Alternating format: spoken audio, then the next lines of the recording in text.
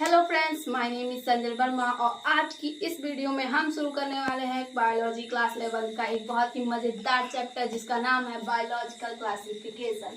तो चौड़े होके बैठो क्योंकि आज की इस वीडियो में हम करने वाले हैं आपके सभी के कॉन्सेप्ट को क्लियर। और इस वीडियो में के साथ साथ हम नोट्स को भी बनाते चलेंगे और फिर उसके बाद में अगर कोई नीट की तैयारी कर रहा है तो ये वीडियो उसके लिए बहुत ही हेल्पफुल है, क्योंकि आप लोग जानते होंगे कि जो नीट का पेपर होता है वो एनसीईआरटी पर बेस होता है। एनसीईआरटी के बहुत सारे क्वेश्चंस जो होते हैं वो नीट में एज इट इज पूछे जाते हैं। तो चलिए हम लोग इस वीडियो को शुरू करते हैं। तो सबसे पहले है हमारा बायोलॉजिकल क्लासिफिकेशन। इसका मतलब क्या होता है?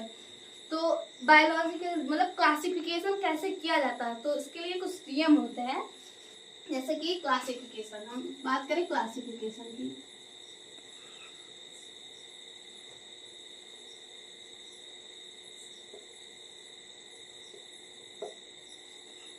क्लासिफिकेशन जो क्लासिफिकेशन होती है वो मतलब कि कुछ चीजों को देखा, जैसे कि क्या क्या किसी चीज में क्या क्या सिमिलरिटीज हैं, क्या क्या डिफरेंसेस है, उनके बेस पे जो है वो किसी भी हम लिविंग ऑर्गेनिज्म या फिर किसी अदर चीज को हम उसको क्लासिफाई करते हैं, उसी को क्लासिफिकेशन कहते हैं। मतलब कि डिफरेंसेस।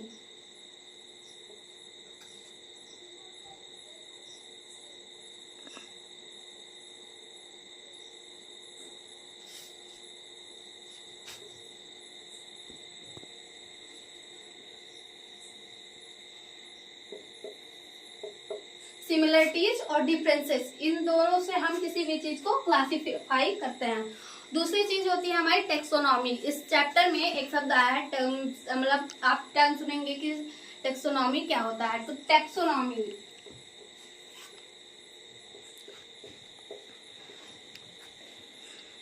टेक्सोनॉमी जो होता है हमारा, इसको किसी चीज को मतलब उसके फीचर को क्लासिफाई करना, उसको आइडेंटिफाई करना और उनका नॉमेनक्लेचर। मतलब नॉमेनक्लेचर का मतलब आप समझिए कि ये होता है कि मतलब जैसे कि आप लोग जानते होंगे किसी चीज को हम किसी पार्टिकुलर नेम से जानते हैं। जैसे कि हम आपके घर में आप है तो आपको किसी नाम से बुलाया जाएगा। जब आपको उस नाम से बुलाया जाएगा तब आप समझेंगे कि हाँ हमको ही बुलाया जाता है। अगर हम किसी और मतलब किसी और तरीके से बुला, जैसे हे तुम इधर आओ, तो समझ नहीं आएगा कि मतलब किसको बुलाया जा रहा है। जैसे आपका कोई नाम होगा पार्टिकुलर, वैसे ही नॉमेनक्लेचर जो होता है वो एक पार्टिकुलर नाम होता है। तो टेक्सोनॉमी बेस होता है क्लासिफिकेशन, आइडेंटिफिकेशन और उसके बाद में नॉमेनक्लेचर। Classification,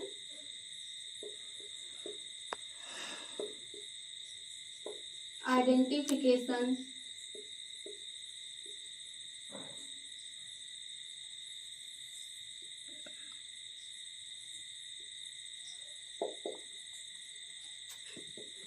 plus nomenclature.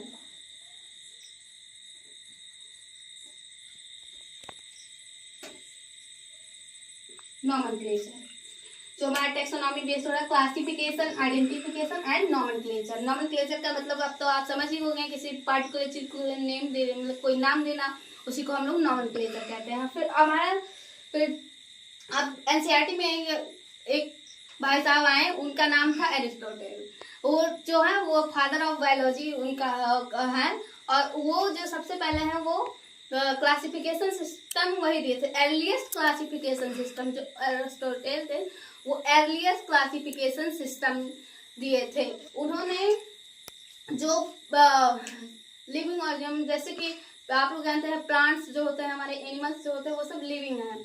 तो जो वो प्लांट्स को उन्होंने अलग तरीके से बांटा और एनिमल को उन्होंने अलग तरीके से, मतलब दो तरह का को अलग अलग किया, एक प्लांट्स में एक एनिमल्स में। फिर उनको भी थोड़ा क्लासिफाई किया। जैसे कि उन्होंने जो ये जो थे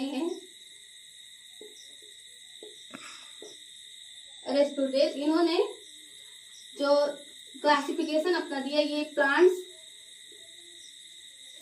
प्लांट्स को अलग कहा और एनिमल्स को अलग किया।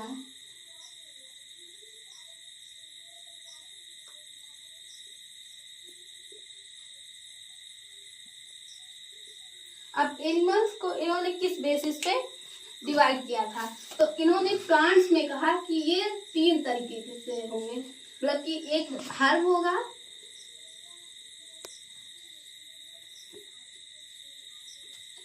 दूसरा सर्ब होगा और उसके बाद में एक ट्री होगा। Herb, SERB, tree. और उसके बाद एनिमल्स को इन्होंने अलग किया, एक एनीमिया, इसमें आरबीसी जो हमारा ये प्रेजेंट हम लिख रहे हैं present RBC, red blood cells. RBC का फॉर्म होता है रेड ब्लड सेल्स। और एनीमिया,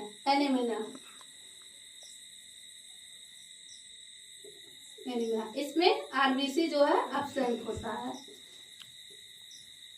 आरबीसी एब्सेंट होता है। इन्होंने 2 तरह से बताया, एक प्लांट्स बताया, एक एनिमल्स में बताया।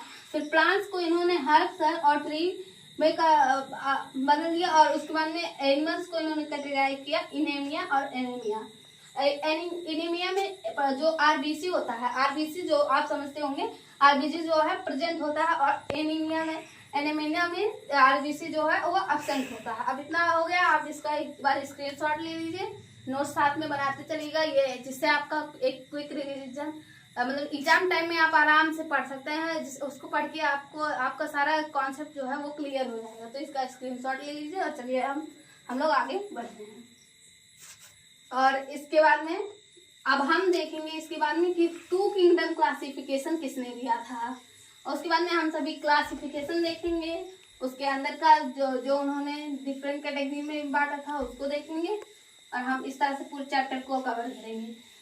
और साथ में नोट्स को आप जरूर बनाइएगा, क्योंकि कॉपी पेन लेके बैठिएगा, क्योंकि उसके बिना कुछ नहीं हो सकता। सबसे पहले हम लोग देखते हैं 2 किंगडम क्लासिफिकेशन सिस्टम किसने दिया था। तो 2 किंगडम क्लासिफिकेशन जो हमारा था वो लीनियस दिए थे, Linnaeus 2 kingdom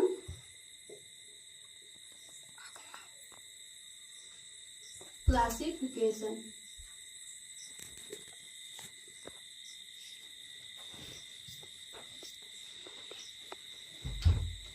to kingdom classification जो था वो दिए थे लीनियस।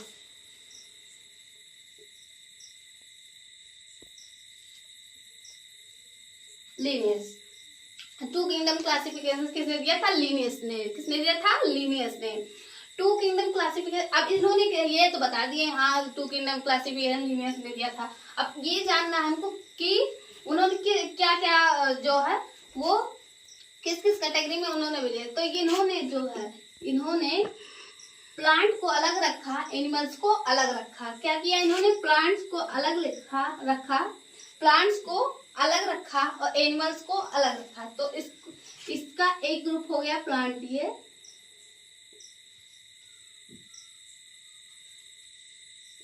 प्लांटियाई और एनिमलियाई।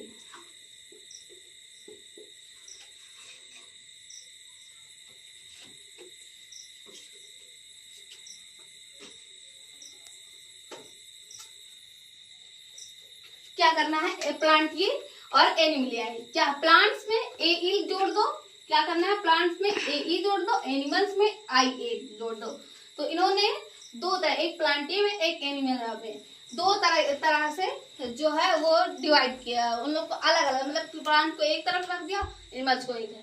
अब इन लोग का जो था, ये जो जिस बेसिस पे किया था उसको भी हम लोग अभी पढ़ेंगे। और उसके बाद में अब हम लोग देखते हैं 3 किंगडम क्लासिफिकेशन सिस्टम किसने दिया था। हम पहले पढ़ लेते हैं कि कैसे कैसे किस बेसिस पे, मतलब कितने उसमें किसने दिया। उसके बाद में हम आगे पढ़ेंगे कैसे दिया था, क्या हुआ था, उसको भी हम लोग पढ़ेंगे। तो फिर उसके बाद में 2 किंगडम के बाद में हमारा आता है 3 kingdom classification. 3 kingdom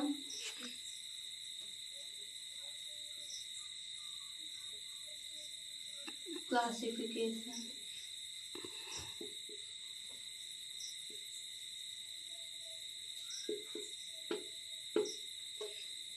3 three kingdom classification.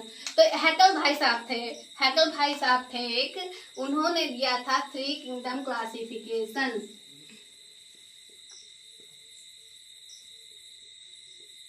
हैकल भाई साहब थे, इन्होंने दिया था थ्री किंगडम क्लासिफिकेशन।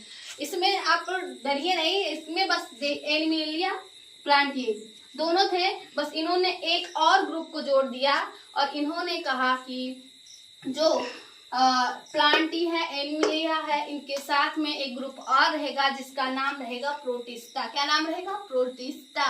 और प्रोटिस्टा में कैसे लोग आए? ऐसे लोग आए जिसमें यूनिसेलुलर हो, मतलब कि उनके सेल्स जो है एक ही सेल्स हो, और उसके बाद में वो यूकैरियोटिक हो। यूनिसेलुलर हो, यूकैरियोटिक हो। यूकैरियोटिक और प्रोकैरियोटिक का डिफरेंस इसमें ये होता है, प्रोकैरियोटिक होता है जिसमें न्यूक्लियस नहीं पाया, न्यूक्लियर के लेक ऑफ न्यूक्लियस होता है, और यूकैरियोटिक में न्यूक्लियस पाया जाता है। तो इन्होंने 3 तरह का दिया। ये हैकल थे, इन्होंने बस इसी को आगे बढ़ा दिया और ये इन्होंने इसमें प्रोटिस्टा को जोड़ दिया। प्रोटिस्टा को जोड़ दिया। एनिमेलिया और प्लांटिया ऐसे ही रखा है।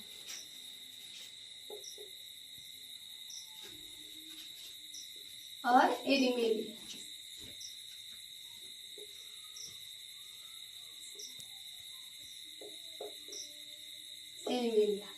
इन्होंने क्या किया? प्रोटिस्टा और प्लांटिया और एनिमेलिया। प्रोटिस्टा क्या थे? यूनिसेलुलर और eukaryotic. Unicellular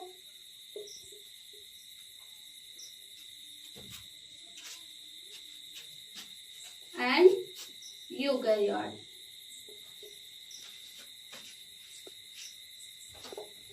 unicellular, eukaryotic. Protista जो थे यूनिसेलुलर और यूकैरियोटिक थे। अब हम लोगों ने 2 किंगडम क्लासिफिकेशन देखा, लिनियस ने दिया था जिसमें प्लांटिया एनिमेलिया थे। 3 किंगडम को क्लासिफिकेशन हमने दिया, इसमें हैकल भाई साहब थे। तो उसके बाद में हमने देखा कि इन्होंने प्लांटिया और एनिमेलिया के साथ एक और ग्रुप जोड़ दिया, मतलब कि जो लोग इसमें में से यूनिसेलुलर और यूकैरियोटिक थे उन्होंने उसको अलग कर दिया। ये प्रोटिस्टा वाले में जोड़ दिया। अब हम लोग देखेंगे 3 किंगडम क्लासिफिकेशन। तो 3 किंगडम क्लासिफिकेशन को हम लोग देखने के लिए इसको हम लोग रहने देते हैं, इनका नाम हटा देते हैं। और ये भाई साहब यहाँ से थोड़ा सा हट जाएंगे और हम लोग इधर का मिटा देते हैं थोड़ा। 3 किंगडम हमने देख लिया, हटा ही देते हैं। 3 किंगडम क्लासिफिकेशन हमने देख लिया। अब हम लोग देखेंगे 4 किंगडम क्लासिफिकेशन। 4 किंगडम क्लासिफिकेशन थे वो एक कोपलैंड भाई साहब आए। सबसे पहले लिनियस आए, उसके बाद में हैकल आए, उसके बाद में जो है कोपलैंड भाई साहब आए। कौन आया? कोपलैंड।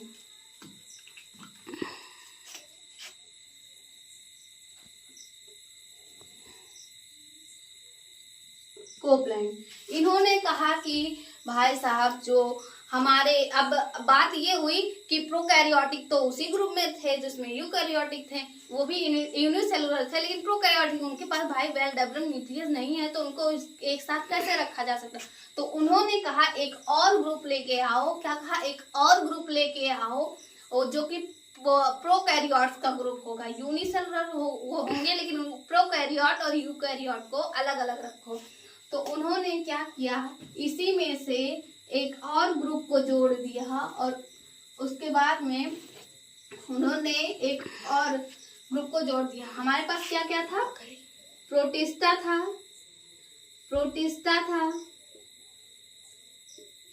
था ना, प्लांटिया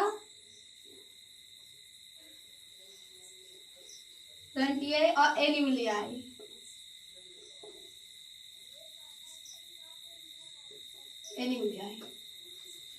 अब इन्होंने इसके साथ में कहा कि प्रोकैरियोट्स अलग रहेंगे। फिर प्रोकैरियोट्स को जब इन्होंने अलग रखा तो इन्होंने एक नाम दिया जिसका नाम था मोनेरा। क्या नाम था?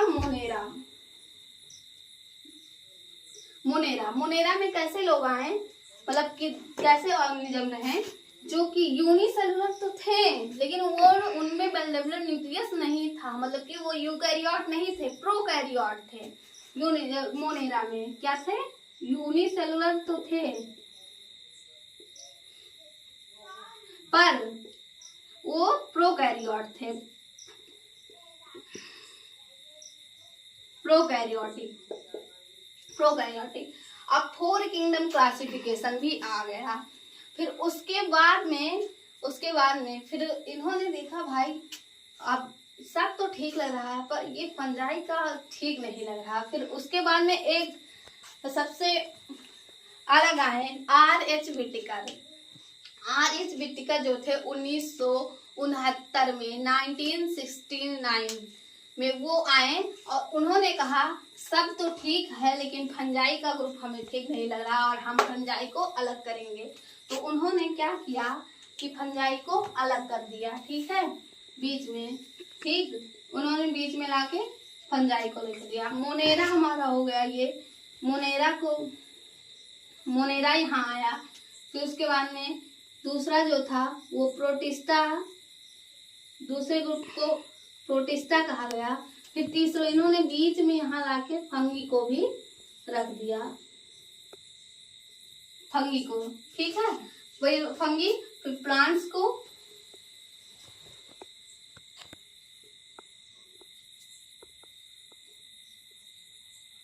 उसके बाद में एनिमिलिया को,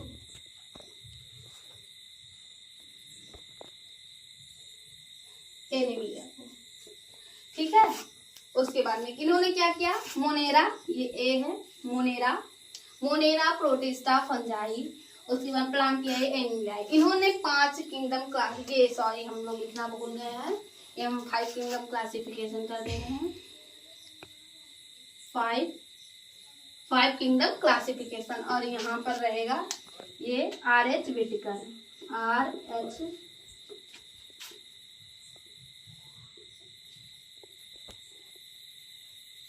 ये 1969 में इन्होंने ये बताया कि उसके की जो ये है ये इसमें फंजाई को क्या किया जाए, जोड़ दिया जाए।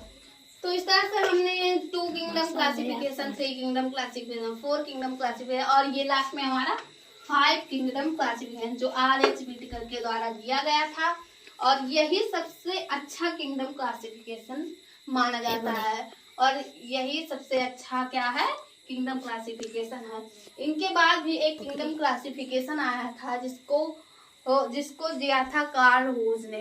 किसने दिया था? कार्ल रूज ने दिया था। 6 किंगडम क्लासिफिकेशन। उन्होंने जो क्या किया था कि ये जो मोनेरा है, ये मोनेरा को उन्होंने जो है bacteria, archaebacteria, eubacteria, mycoplasma और उसके बाद में साइनोबैक्टीरिया, इन सब के बेसिस पे अलग अलग कर, मतलब जो डिजीज कॉज करते थे और या फिर जो अच्छे थे उन सबको अलग अलग कर दिया। तो लोगों को ये पसंद नहीं आया, मतलब सबने उनका जो क्लासिफिकेशन सिस्टम था उसको गलत ठहरा दिया और उसको गलत ठहरा दिया और उसके बाद में जो है वो तो सबसे अच्छा क्लासिफिकेशन सिस्टम को कौन सा माना गया? 5 किंगडम क्लासिफिकेशन को, जो कि RH विटिकर के द्वारा दिया गया था। अब हम लोग ने तो देख लिया किसने कौन सा किंगडम क्लासिफिकेशन दिया, पर अब हम लोग ये देखेंगे कि किस बेसिस पे दिया था,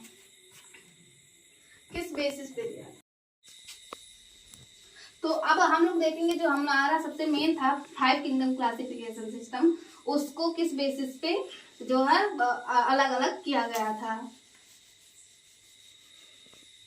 नोट्स बनाते रहना सब लोग, साथ में पेन कॉपी रहे। अब ये जो है हमारा 5 किंगडम क्लासिफिकेशन कैसे और किस बेस पे दिया गया था। तो 5 किंगडम क्लासिफिकेशन का हम लोग बेसिक चल रहे हैं देखने। 5 किंगडम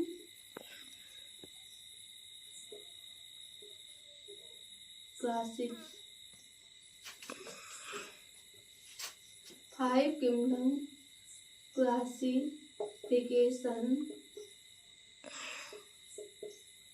based on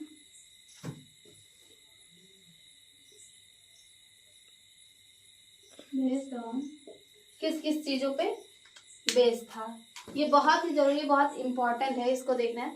तो सबसे पहला जो था वो फर्स्ट था, स्टार मार्क कर लेना, वो था कि जो हमारा सेल स्ट्रक्चर, मतलब किस पे से हमने बोला था ना ये यूनिसेलुलर है।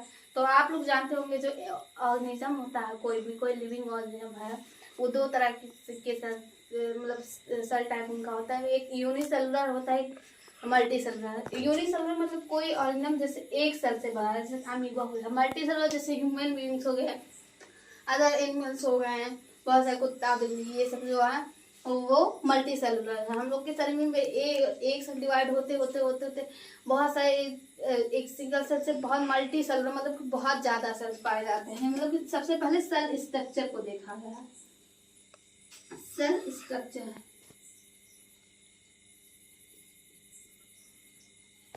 सेल के स्ट्रक्चर को देखा गया, सेल के स्ट्रक्चर को देखा गया। फिर उसका देखा गया, उसके बाद में जो दूसरा था बॉडी ऑर्गेनाइजेशन, बॉडी ऑर्गेनाइजेशन।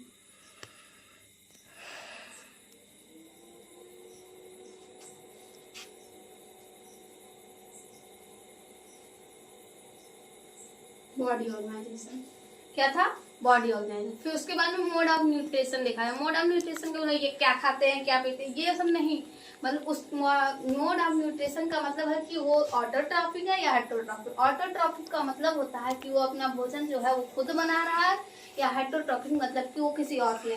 अब आप लोग के मन में एक सवाल आ रहा होगा कि जो हम लोग हैं वो तो अपना खाना खुद ही बनाते हैं, हमारी मम्मी बना के देती हैं, पर नहीं, ऐसा नहीं है। हम लोग भी क्या है, हेटरोट्रॉफिक है। मम्मी खाना बनाती है इसका मतलब ये नहीं कि हम ऑटोट्रॉफिक है।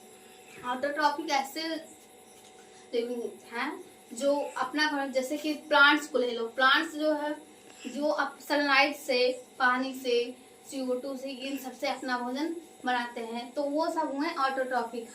जबकि एनिमल्स जो हैं वो सब होते हैं हेटरोट्रॉफिक। तो सब क्या, तीसरा क्या लिया गया था, mode of nutrition, mode of nutrition, mode of nutrition तीसरा था mode of nutrition. Mode of nutrition के बाद में जो था, और उसके बाद में रिप्रोडक्शन। कोई ऑर्गेनिज्म जो है कैसे रिप्रोड्यूस कर रहा है, सेक्सुअल, एसेक्सुअल, वेजिटेटिव, इसके बेसिस पे जो है क्लासिफिकेशन किया गया। क्या था, रिप्रोडक्शन।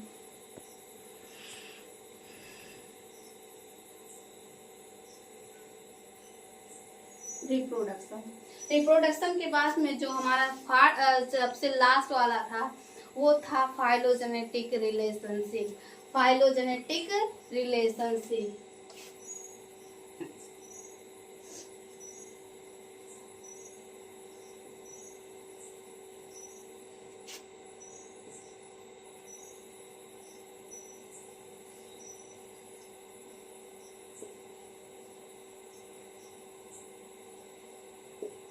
Phylogenetic relationship. अब ये जो था फाइलोजेनेटिक रिलेशनशिप,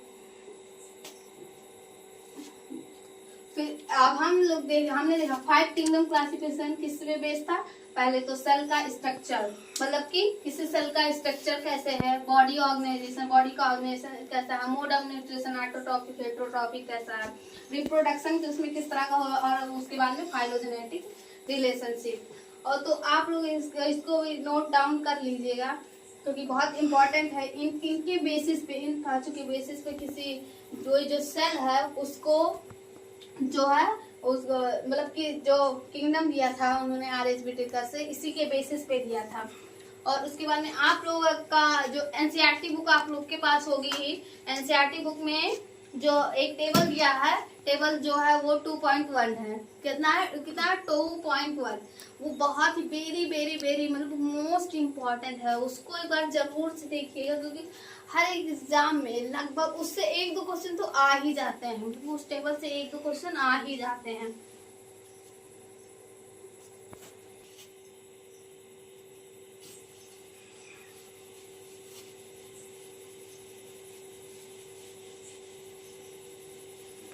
तो फिर जो हमारा अब ये मोनेरा है, हमने पढ़ा है ना, Monera, Protista, Fungi, Plantae, Animalia. तो अब सबसे पहले हम मोनेरा का देखते हैं। सबसे पहले हम क्या देखेंगे, मोनेरा का। मोनेरा क्या है, ये मोनेरा को इसमें आर्के बैक्टीरिया और यू बैक्टीरिया, आर्के बैक्टीरिया और यू बैक्टीरिया क्या कहते हैं, आर्के बैक्टीरिया, उसके बाद में यू बैक्टीरिया।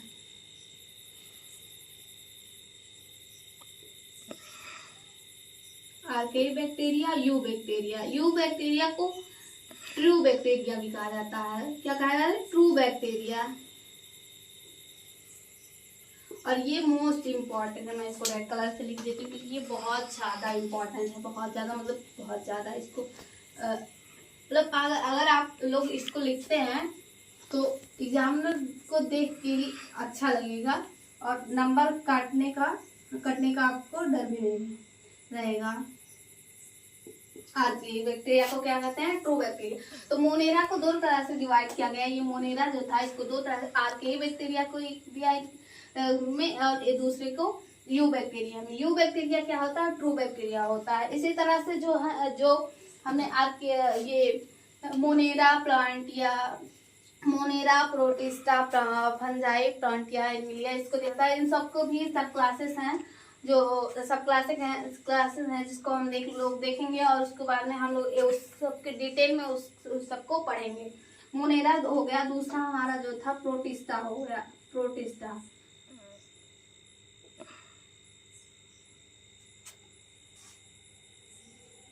मोनेरा, उसके बाद में क्या था, प्रोटिस्टा। प्रोटिस्टा की जो सब क्लासेस हैं, ये जो हमारी प्रोटिस्टा थी इसको पांच में डिवाइड किया गया है। क्राइसोफाइट, सबसे पहला है क्राइसोफाइट।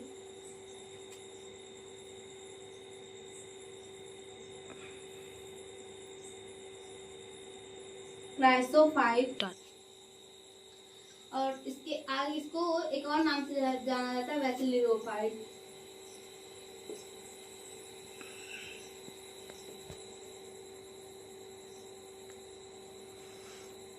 वैसिलियोफाइट्स। और उसके बाद में ये जो हमारा ये पहला है और दूसरे को कहते हैं डायनोफ्लेजलेट। डायनोफ्लेजलेट।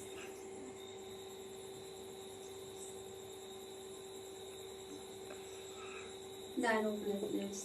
दूसरा होता है स्लाइम मोल्ड।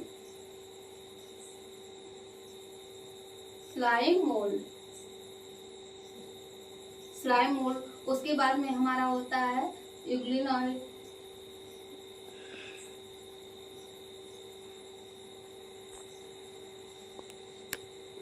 यूग्लिनाइड। उसके बाद में हमारा जो होता है प्रोटोजोन्स। प्रोटोजोन्स।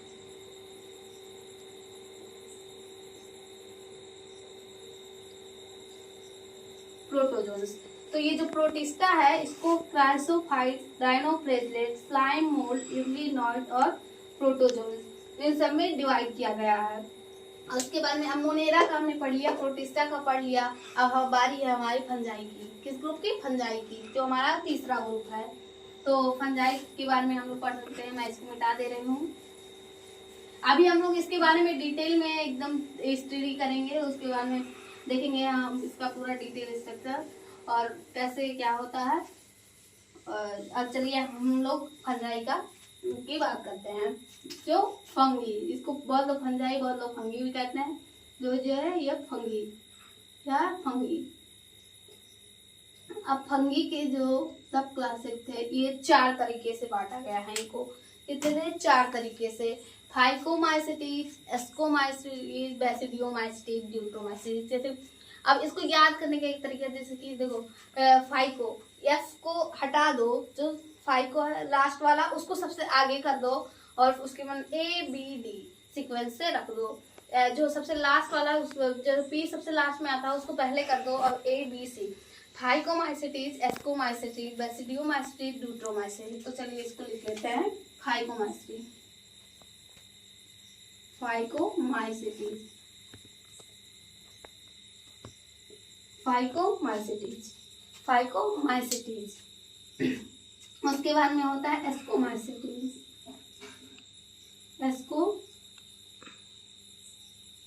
एस्कोमाइसिटीज।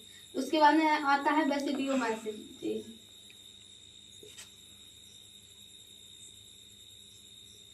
बेसिडियोमाइसिटीज। उसके बाद में आता है ड्यूट्रोमाइसिटीज,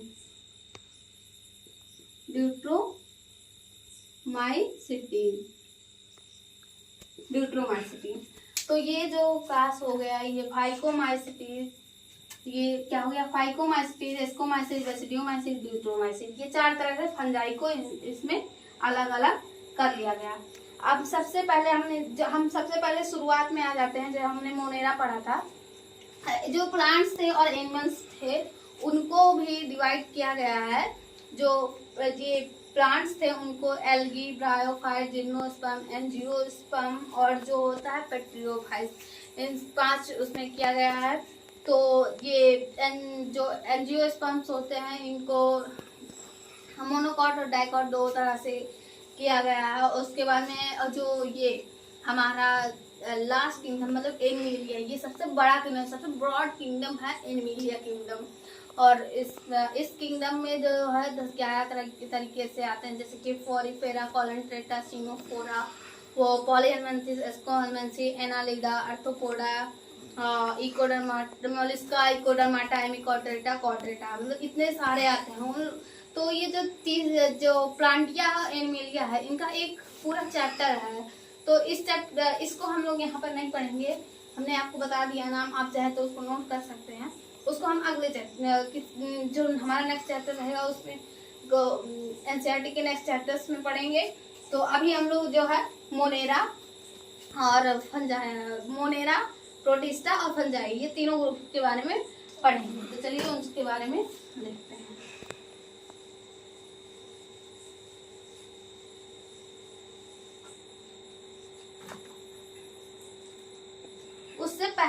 उससे पहले हम लोग एक बार चलिए प्रोकैरियोटिक और यूकैरियोटिक सेल का सबसे पहले स्ट्रक्चर एक बार देख लेते हैं।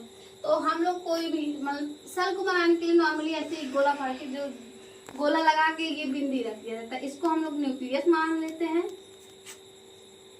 न्यूक्लियस। और इधर ये साइटोप्लाज्म यहाँ पे भरा हुआ होता है, ये न्यूक्लियर मेम्ब्रेन वगैरह हो गया। तो एक तरह से इसका प्रोकैरियोट यूकैरियोट का हम लोग देख लेते हैं स्ट्रक्चर। तो सबसे पहले हम लोग क्या करेंगे, एक गोला बनाएंगे, ये प्रोकैरियोट का मैं बना रही हूँ, आप लोग यहाँ लिख दे रही हूँ मैं, प्रोकैरियोटिक सेल।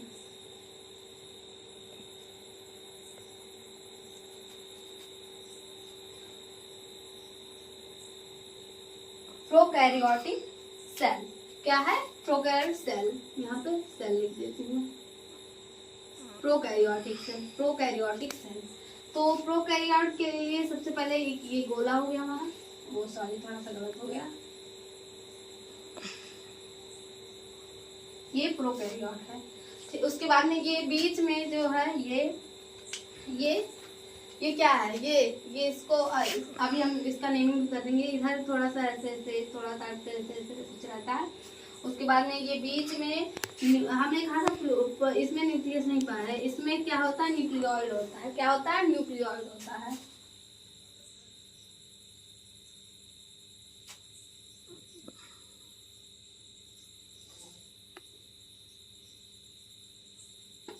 ये न्यूक्लियोइड हो गया, न्यूक्लियोइड बीच में क्या होता है, न्यूक्लियोइड, ये सॉरी थोड़ा सा न्यूक्लियोइड हो गया। और इसको कहते हैं, ये मेम्ब्रेन हो गया, सेल मेम्ब्रेन।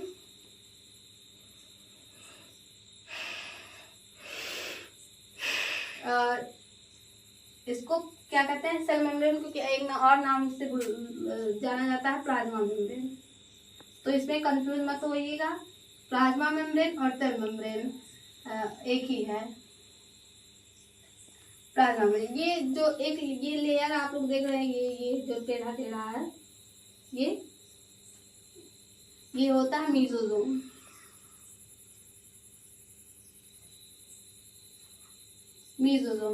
ये मीजोजोम होता है। और बीच में जो प्रोकैरियोटिक्स में ऑर्गेनल्स भी नहीं पाए जाते क्योंकि न्यूक्लियस नहीं पाया जाता, तो वेल डिवाइन ऑर्गेनल्स भी नहीं होते हैं। इसमें जो राइबोसोम्स पाए जाते हैं, लेकिन क्या होता है राइबोसोम के बीच बीच में ऐसे कुछ इस तरीके से ये राइबोसोम्स पाए जाते हैं। एक क्या होता है राइबोसोम्स,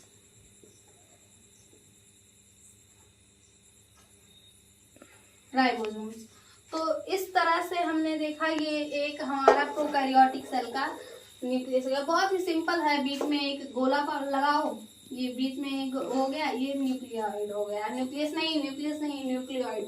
ये जो किनारे का है ये प्लाज्मा मेम्ब्रेन कहो इसको, चाहे सेल मेम्ब्रेन कहो, बात एक ही है। ये एक बीच में लेयर हो गया, इसको मीजोसोम्स कहेंगे, या फिर सेल वॉल ये हो गया। और इधर उसके बाद में ये हमारा प्रोकैरियोटिक सेल का स्ट्रक्चर यहीं पर खत्म होता है। अब हम लोग यूकैरियोटिक सेल का स्ट्रक्चर है। यूकैरियोटिक सेल्स जो होते हैं उसमें एनिमल्स का जो हमारा एक स्ट्रक्चर होता है सेल का, और जो प्लांट का होता है वो थोड़ा सा अलग होता है। ज़्यादा डिफरेंस नहीं होता, लेकिन होता है, लेकिन जो डिफरेंस है वो बहुत ही जरूरी, एक एकदम पूरा अलग ही कर देता है।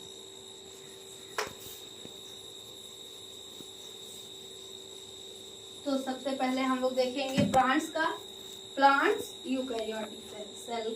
तो यूकैरियोटिक सेल हम लोग लिख सकते हैं, जो हमारा हो गया eukaryotic cell. Eukaryotic cell, eukaryotic cell, eukaryotic cell ये किसके लिए है? ये प्लांट्स के लिए है। किसके लिए? प्लांट्स के लिए।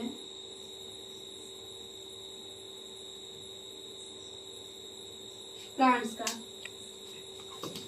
का यूकैरियोटिक सेल। तो ये प्लांट्स का यूकैरियोटिक सेल है। ये एक हमने गोला लगा दिया, ठीक। इसके किनारे किनारे हम लोग एक और गोला बनाएंगे। इसको गोला मत समझना क्योंकि ये एक सेल है, गोला तो बस हम ऐसे ही कह दे रहे हैं, ठीक। ये कुछ ऐसे जुड़ गया, ठीक है।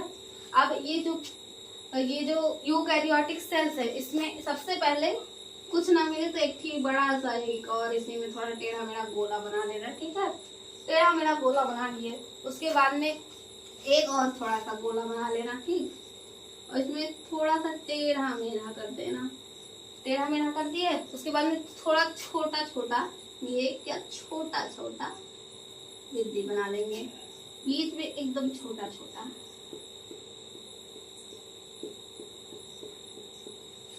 छोटा छोटा कर लिए, और उसके बीच में एक और गोला बना लेना। उसमें ऐसे करके दो इधर एक एक करके कर देना। अब कहेंगे ये क्या बन गया?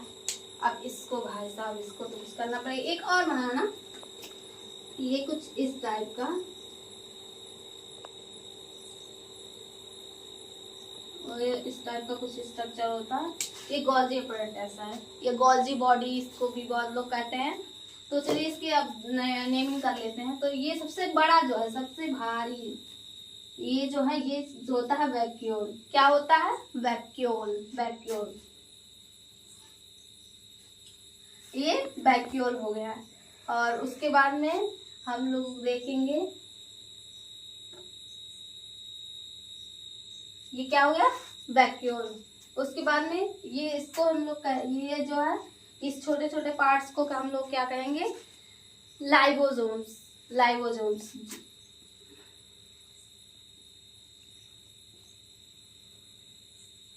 लाइबोसोम्स। और इसको हम लोग कहेंगे माइटोकॉन्ड्रिया।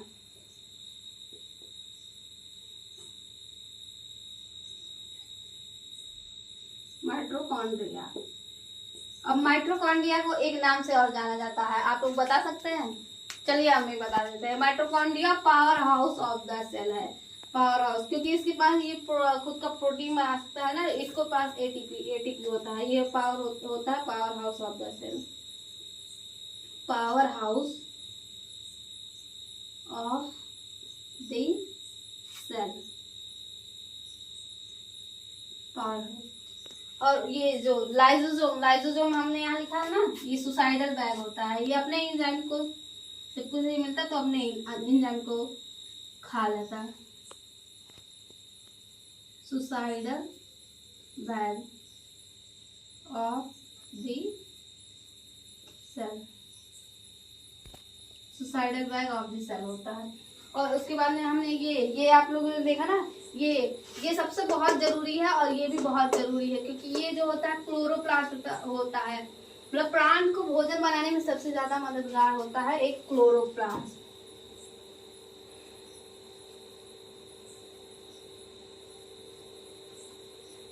क्लोरोप्लास्ट क्या होता है? क्लोरोप्लास्ट। और बीच में ये जो है यहाँ पर साइटोप्लाज्म भरा होता है।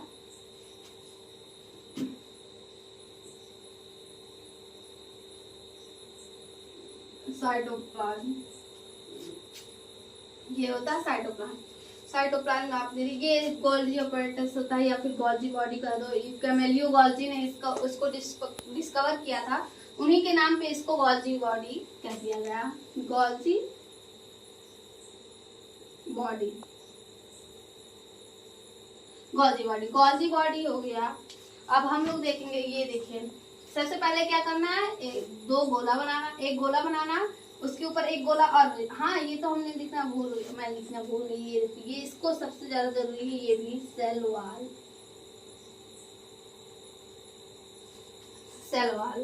एक होता है सेल वाल, एक होता है सेल मेम्ब्रेन।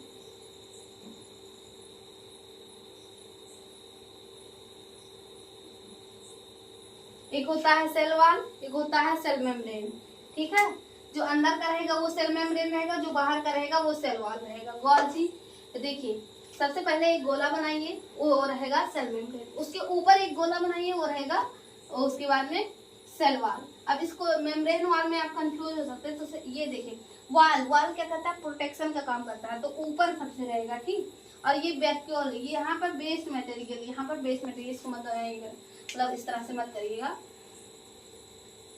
ये वैक्यूल है, यहाँ पर बेस्ड मटेरियल जो प्लांट का रहता है वो सब इकट्ठा हो जाता है। ये mitochondria, power house of the cell, यहाँ पर एटीपी वगैरह स्टोर होते हैं।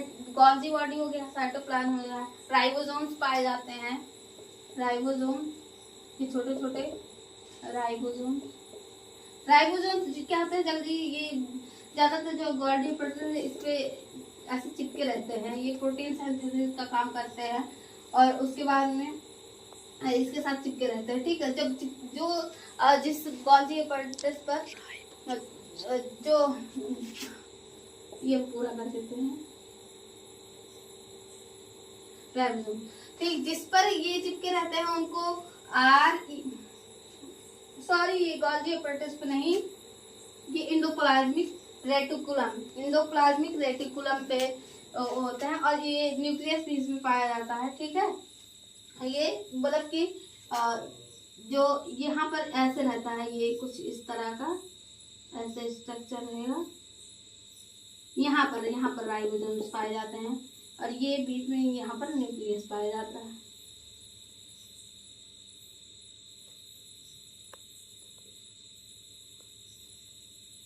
ये न्यूक्लियस हो गया, ये ER पूरा हो गया, इंडोप्लाज्मिक रेटिकुलम, और यहाँ पर राइबोसोम ऐसे चिपके रहते हैं, ठीक, और बीच बीच में भी पाया जाता है।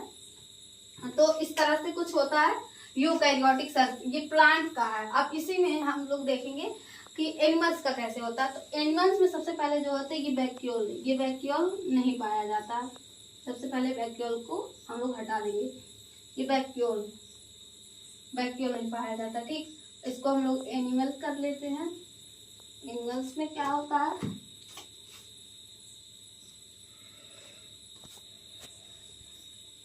हमने प्लांट्स का केस देखा ना, अब हम लोग एनिमल्स का देखेंगे। इसको हटा देते हैं, और उसके बाद में ये जो क्लोरोप्लास्ट है ये एनिमल्स में तो नहीं पाया जाता, क्योंकि ये तो हेटेरोट्रॉपिक होते हैं, तो इसको भी हम लोग मिटा देते हैं। बाकी जो गोल्जी अपैरेटस है ये ह्यूमन में, मतलब एनिमल्स में पाया जाता है, प्लांट में mitochondria, nucleus, ER, cell wall. हाँ, सबसे इम्पोर्टेंट एक और है, ये सेल वाल भी नहीं पाया जाता। सेल वाल भी एनिमल्स के केस में नहीं पाया जाता।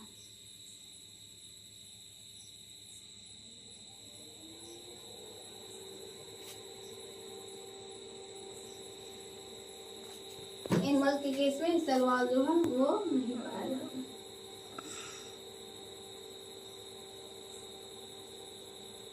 एनिमल्स में नहीं पाया जाता। इसमें क्या होता है, सेंट्रियोल नाम का एक पदार्थ होता है वो पाया जाता है। ये सेंट्रियोल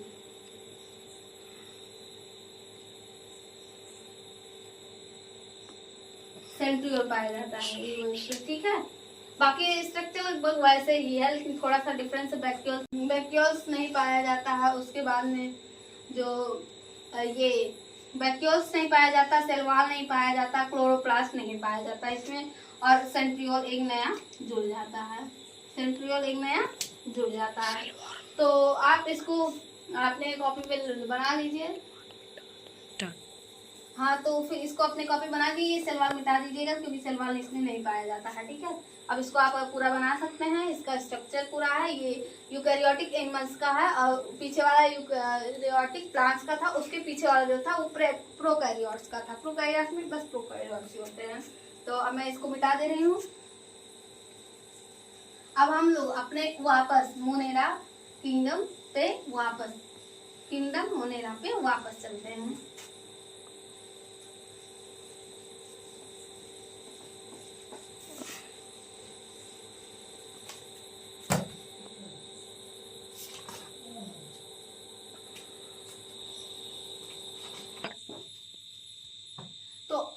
अब हम लोग चलते हैं अपने वापस। सबसे पहले जो हमने देखा था मोनेरा, अब हम लोग मोनेरा के बारे में पूरा अच्छे तरीके से जानेंगे। इसमें आर्कियोबैक्टीरिया, यूबैक्टीरिया 2 तरह के थे ना।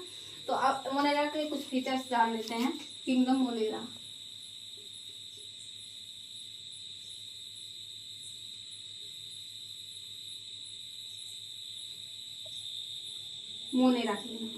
तो सबसे पहला फीचर है इसमें जो सेल टाइप में ये कैसा होता है, सेल टाइप में हमने आपको पहले ही बताया था। सेल टाइप जो होते हैं ये यूनिसेलुलर होते हैं। यूनिसेलुलर का मतलब होता है कि ये एक सेल से बने होते हैं। क्या होते हैं, यूनिसेलुलर होते हैं।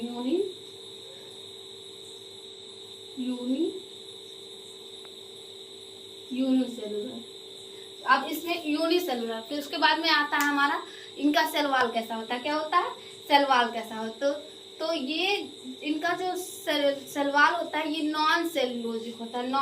इसमें पॉलीसेकेराइड प्लस क्या होता है, अमीनो एसिड होता है। Polysaccharide plus amino acid. अब सेल वॉल, इनकी सेल की वॉल जो होती है जो कैसी होती है, सेल वॉल।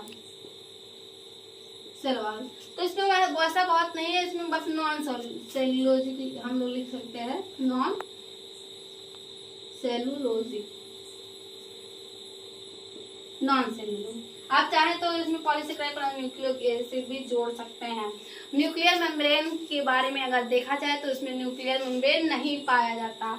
ये एक किंगडम है जिसमें न्यूक्लियर मेम्ब्रेन हमारा जो है वो नहीं पाया जाता है। न्यूक्लियर मेम्ब्रेन नहीं पाया जाता, तो इसको लिख सकते हैं हम लोग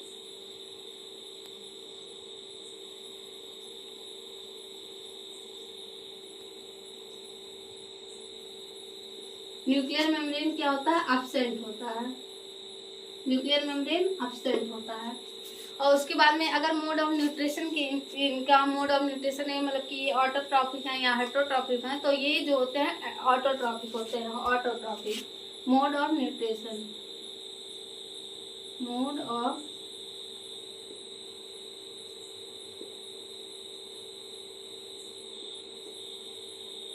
न्यूट्रिशन ये क्या होते हैं, ऑटोट्रॉपिक होते हैं। ये अपना भोजन खुद बना सकते हैं, ऑटोट्रॉपिक होते हैं। और एक हमारा जो बच गया है क्या होता है, ये जो होते हैं, सॉरी ये हमने एक गलत कर दिया, ये सेल टाइप नहीं, ये प्रोकैरियोट आएगा,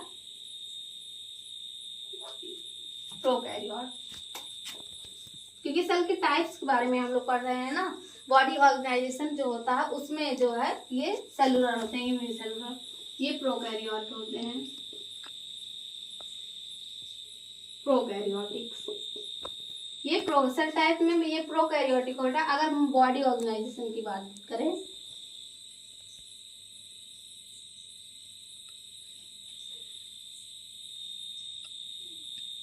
बॉडी ऑर्गेनाइजेशन। तो ये इसमें क्या, बॉडी ऑर्गेनाइजेशन में सेलुलर हो जाएगा, सेलुलर हो जाएगा। तो ये इनके बारे में कुछ मतलब कि इनके बारे में था। अब इसके आगे हम लोग देखेंगे कि ये जो बैक्टीरिया इसमें होता है, जिसमें कुछ एग्जाम्पल है, जैसे आर्के बैक्टीरिया, यू बैक्टीरिया, माइकोप्लाज्म, और उसके बाद में होता है साइनोबैक्टीरिया। तो अब हम लोग देखेंगे ये मतलब शेप के अकॉर्डिंग ये किस तरह से क्लासीफाई है। तो 4 तरह से ये शेप के बेसिस पे क्लासीफाई होते हैं। जो होता है हमारा सबसे पहले स्पाइरकल शेप, स्पाइरकल शेप, स्पाइरकल, स्पाइरकल, स्पाइरकल। उसके बाद में रोड शेप का, रोड शेप का, रोड शेप के आधार पे देखेंगे रोड शेप। रोड शेप के बाद में हम लोग देखेंगे कोमा शेप। क्या, कोमा शेप। अभी हम लोग इसका शेप भी देखेंगे, कोमा शेप। और चौथा और लास्ट जो है स्पाइरल शेप। क्या, स्पाइरल शेप।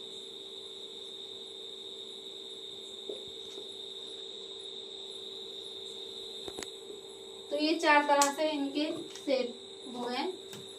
तो सबसे पहले स्पाइरल शेप को जो हम लोग क्या कहते हैं, कोकस, कोकस। स्पाइरल शेप को क्या कहते हैं, कोकस। ये ऐसे छोटे छोटे बिंदु टाइप के होते हैं, ठीक, ये कोकस होता है। रोड शेप को अगर देखा जाए तो रोड शेप को हम लोग क्या कहते हैं, बेसिलस। क्या कहते हैं, बेसिलस।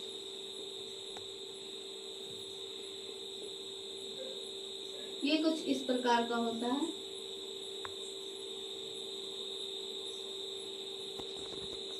बेसिलस। अगर कोमा शेप को देखें, कोमा शेप को कहते हैं विब्रियो।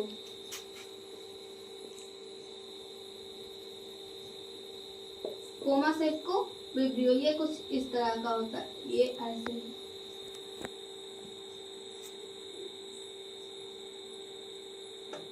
विब्रियो। और लास्ट में हमारा स्पाइरल शेप होता है, जिसको स्पाइरलियम कहते हैं।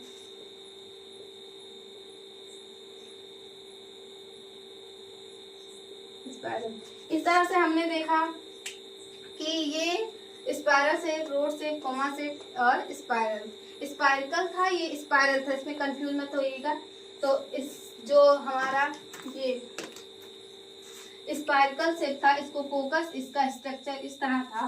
रोड शेप को बेसिलस कहेंगे, इसमें कुछ ऐसा स्ट्रक्चर आपको देखने को मिलेगा। कोमा शेप को देखें तो ये कुछ इस तरह से है, इसको विब्रियो कहा जाता है। स्पाइरल शेप को देखा जाए तो स्पाइरलियम इस तरह से होता है। इस तरह से हमारा जो किंगडम मोनेरा है वो पूरी तरह से समाप्त होता है। अब हम लोग अगला पढ़ेंगे किंगडम प्रोटिस्टा। तो ये जो स्पाइरल शेप का होता है, ये इसका शेप कुछ इस तरह से होता है। ये ऐसे कुछ, ये जो है इसको कहा जाता है फ्लैजिला। ये कुछ इस टाइप का रहता है, इसको क्या है, फ्लैजिला। फ्लैजिला, ये इसका स्ट्रक्चर होता है, ठीक है। अब एनसीईआरटी में जो किंगडम मोनेरा है उसमें बैक्टीरिया के कुछ फीचर्स दिए गए हैं। तो उन फीचर्स को हम लोग देख लेते हैं एक बार।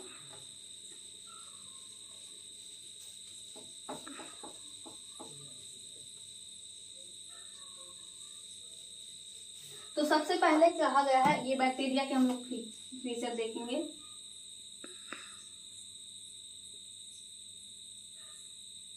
बैक्टीरिया, तो सबसे पहला जो है ये कहा गया, बैक्टीरिया जो होते हैं ये सोल मेंबर होते हैं। Sole member, sole member. अब सोल मेंबर का मतलब ये होता है, जो ये किंगडम मोनेरा में होता है, ये बैक्टीरिया जो होते हैं ये एकदम हाईएस्ट राजा की तरह होते हैं, ठीक है। और ये लगभग ये ओक्यूर एवरीवेयर।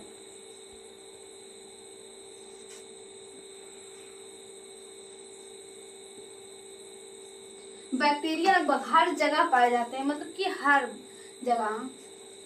उसके बाद में ये है, एक लाइन और दिया गया है कि एक्सट्रीम कंडीशन, जैसे कि बहुत ज़्यादा, जैसे हम लोग पहाड़ी एरिया पे बहुत ठंडी जगह पे जाएं या फिर बहुत ज़्यादा गर्म डिजर्ट वगैरह में चले जाएं, या राजस्थान वगैरह, यहाँ पर देखेंगे यहाँ पर बहुत ज़्यादा धूप बढ़ती है, तो उतना सहन करने की क्षमता हमारे पास नहीं है। लेकिन बैक्टीरिया वो बहुत ज़्यादा डिग्री सेल्सियस, 90-100 के पार आप लोग देखते होंगे चला जाता है जो तापमान, तब भी जो बैक्टीरिया हो वो लिविंग रह सकते हैं, बल्कि एक इंसान नहीं रह सकता है, कि हमारा जो नॉर्मल बॉडी का टेम्परेचर वो 37 डिग्री सेल्सियस तक ही है, और हम ज़्यादा से ज़्यादा 40-45 तक सह सकते हैं। उसके आगे तक ह्यूमन बींग लगभग सहने में सक्षम नहीं हो पाएंगे। लेकिन जो बैक्टीरिया होता है वो बहुत ज़्यादा एक्सट्रीम कंडीशन को भी झेल लेता है, जैसे कि ये एक्सट्रीम कंडीशन, एक्सट्रीम कंडीशन,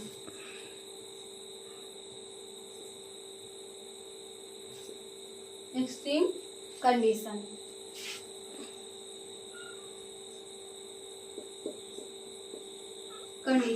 इसमें एक्सट्रीम कंडीशन में अगर हम लोग देखें तो इसमें क्या क्या आ जाएगा, ये हॉट स्प्रिंग,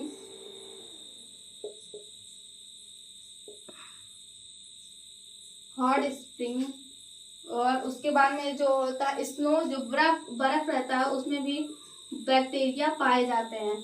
डिजर्ट्स में बैक्टीरिया रह सकते हैं, डिजर्ट में भी बैक्टीरिया रह सकते हैं। उसके बाद में जो है पैरासाइट, ये क्या होता है, पैरासाइट।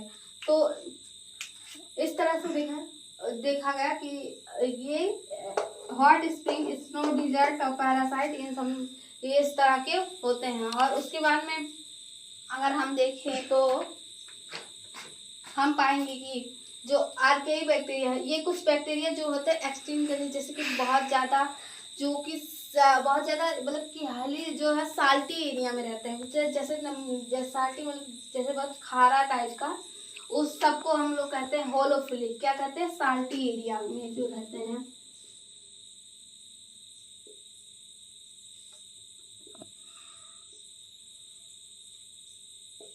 साल्टी एरिया, इनको क्या कहा जाता है, होलोफिलिक।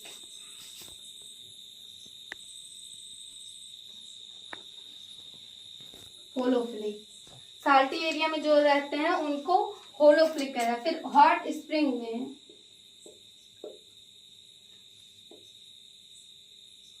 स्प्रिंग्स में जो रहते हैं इसको कहा जाता है थर्मोएसिडियोफिलिक। मैं यहाँ नीचे लिख दे रही हूँ,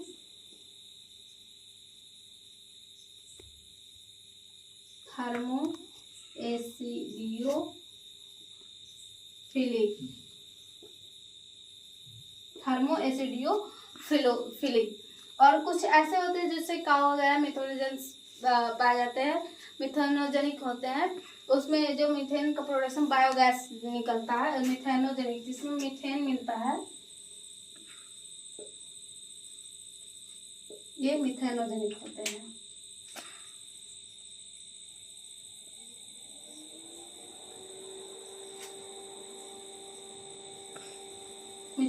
ये क्या करते हैं, बायोगैस का प्रोडक्शन होता है। क्या होता है, बायोगैस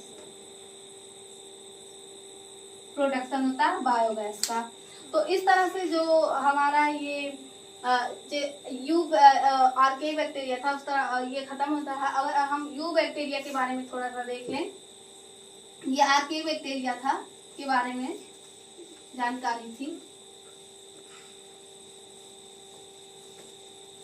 अगर यू बैक्टीरिया के बारे में देखें, यू बैक्टीरिया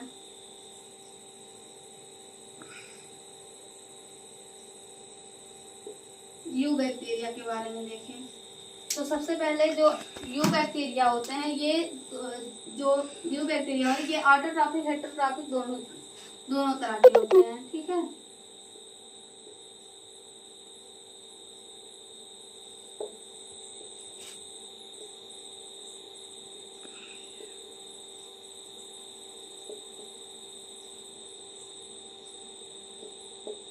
इसमें कुछ आर्के बैक्टीरिया होते हैं जो ऑटोट्रॉफिक होते हैं, उसमें जो है क्लोरोफिल ए पाया जाता है।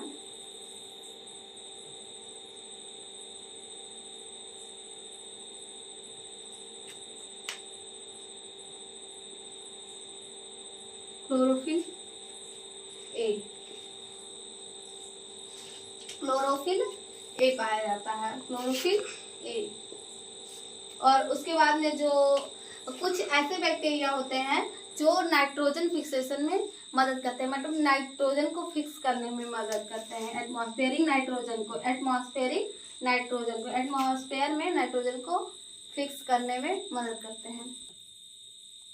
ये नाइट्रोजन फिक्सेशन में मदद करते हैं।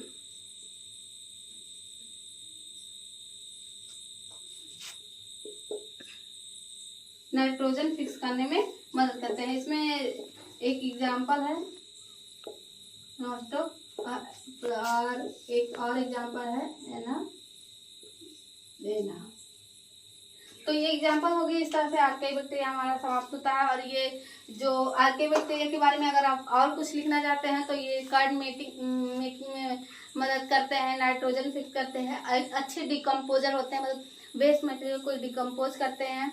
और उसके बाद में जो होते हैं ये लोग जो होते हैं एंटीबायोटिक का प्रोडक्शन भी करते हैं। तो इस तरह से हमारा जो किंगडम मोनेरा है वो खत्म होता है। एनसीईआरटी में इसका इतना ही है। और हम लोग आगे भी जो है किंगडम मोनेरा का इसमें हमने पढ़ाया। और उसके बाद में अगले पार्ट में हम लोग प्रोटिस्टा फंजाई के बारे में भी पढ़ाएंगे। और तब तक के लिए थैंक यू।